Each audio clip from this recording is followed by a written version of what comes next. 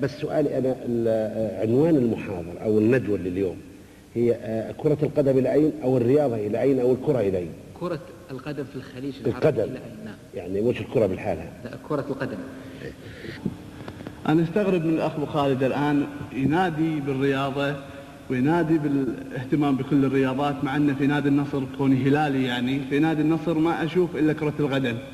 فإذا كان رئيس النادي يهتم في كرة القدم ورئيس النادي يهتم بالجماهير الرياضية وينسى بقية اللعبات، كيف علينا كلجان أولمبية نهتم بقية اللعبات كرة القدم؟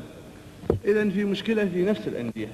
فأتمنى من الأخ أبو خالد أن مثل ما ينادي بالشيء يطبقه في نادي النصر اللي هو غالي وعزيز على قلوبنا. الشيخ أحمد تكلم عن نادي النصر وقال كيف يتكلم عن الرياضات ونادي النصر ما عنده إلا كرة قدم.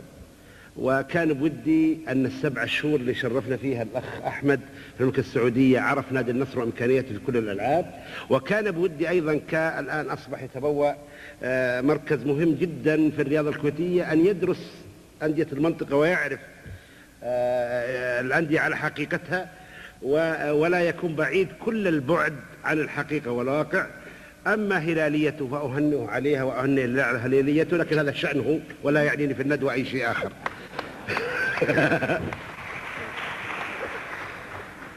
العزيز الغالي الشيخ أحمد قال النصر نادي اللعبة الواحدة، وأذكر فإن الذكرى تنفع المؤمنين. نادي النصر نادي 18 لعبة رياضية، وأكثر نادي الآن في المملكة العربية السعودية بكل فخر واعتزاز عنده لعبات مسجلة.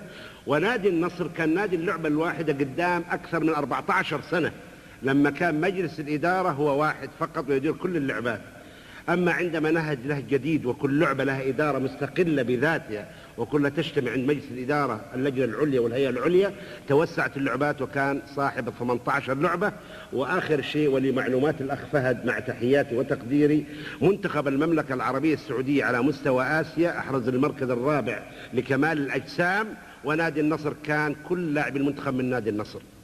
والأخ أحمد على فكرة احنا دورناه اليوم ما جاء، واعتقد كان في صالة الحديد، ومن ضمن كمال الأجسام هذه الأشياء. وأدعو لنجار الرياض إن شاء الله يزورنا في صالة الحديد في نادي النصر.